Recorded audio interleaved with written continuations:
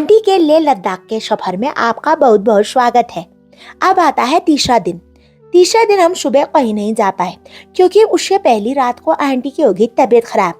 अब मैं थोड़ी घमंडी हो गई थी। मैंने कहा पहाड़ी हूँ, मेरे को जो क्या होगा वहाँ जाने में, हम तो कहाँ चढ़ाइयों में जाने वाले ठहरे। पर ऐसा नहीं होता है। आप जितना ज्यादा हाइट में पहुँचते हो वहाँ ऑक्सीजन का लेवल कम हो जाता है, तो आपको अपने आप को जलवायु के हिसाब से ढालने में थोड़ा सा समय लग जाता है।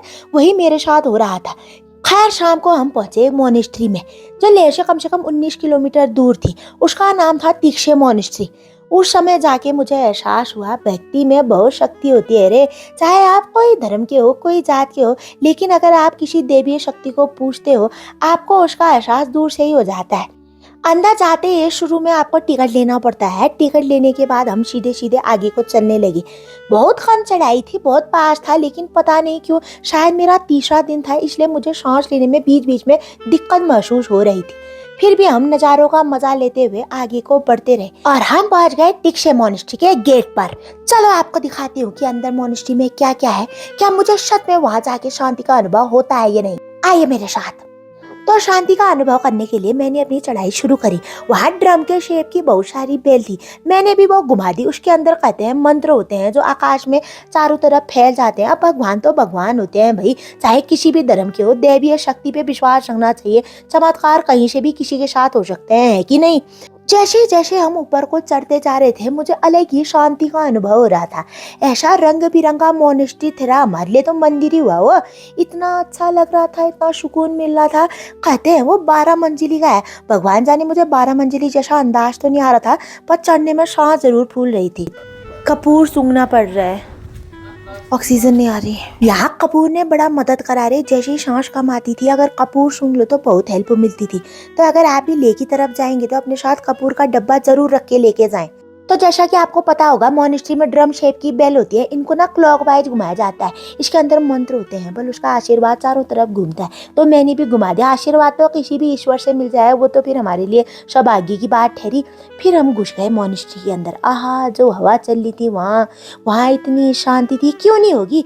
जो इंसान मंत्र पढ़ते हैं, दिन भर ईश्वर की पूजा में लगे रहते हैं, वहाँ शांति नहीं होगी तो कहाँ मिलेगी बताओ। मुझे अंदर घुस के ऐसा हो गया, मैत्री बुद्धा का शक्ल देख के मेरे को अंदर से ऐसा शांति का अनुभव हो रहा था, मैं क्या बताऊं। मैं वहां देख के देखी रह गई रे। मैं क्या, मेरे हिसाब से जितने सैलानी वहां आते होंगे, एक बार उन्होंने वहां कदम रख दिया ना, उनको ऐसा शांति का अनुभव होता होगा।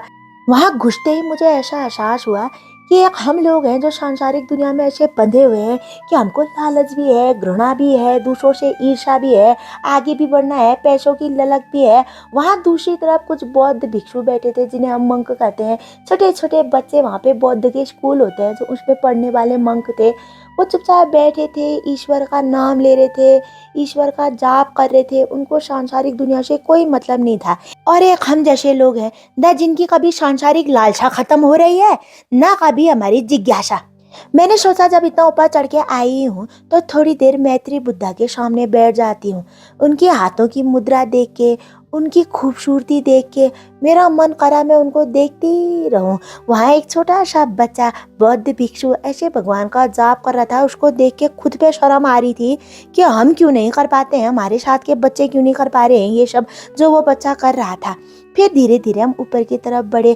वहाँ बहुत सारी मैत्री बुद्धा की अलग अलग मुद्राएं, अलग अलग मूर्तियां बनी हुई थी। फिर हम एक और मंजिला ऊपर चढ़े। साथ में पुरानी मोनेस्ट्री भी थी जहाँ सैलानियों को जाना मना था। थोड़ी जीर्ण शीर्ण लग रही थी। मुझे लगा इसी वजह से हमको ऊपर जाने को मना कर रहे होंगे।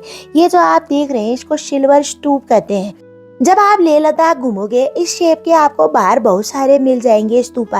कहते हैं इसके अंदर मंत्र लिखे होते हैं बल। फिर हम नीचे उतर के सामने की मंदिर की तरफ जाने लगे। जब मैं आगे जा रही थी तब मुझे एहसास होने लगा कि यहाँ पर कुछ तो ऐसा है जो मेरे मन को बहुत शांत करते जा रहा है।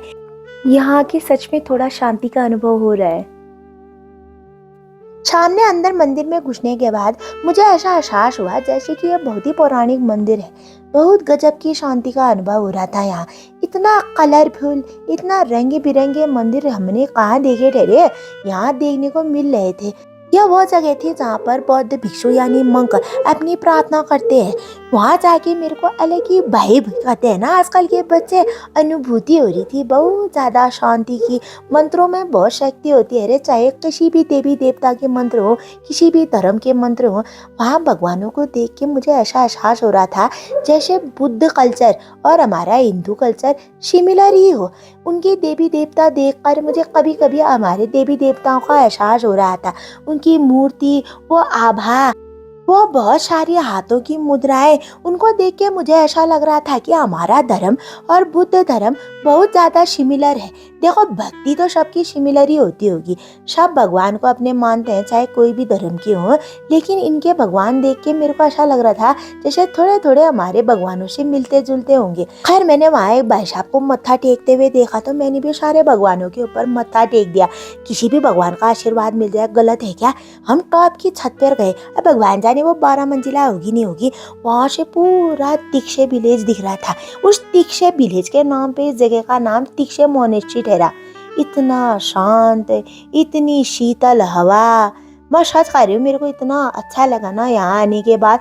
और मेरे को लगा कि ये इसलिए नहीं है कि ये कोई शांत मंदिर है, मुझे इसलिए लगा क्योंकि यहाँ पे लोग भक्ति कर रहे हैं। उस भक्ति की शक्ति की वजह से यहाँ हमको शांति का अनुभव हो रहा था।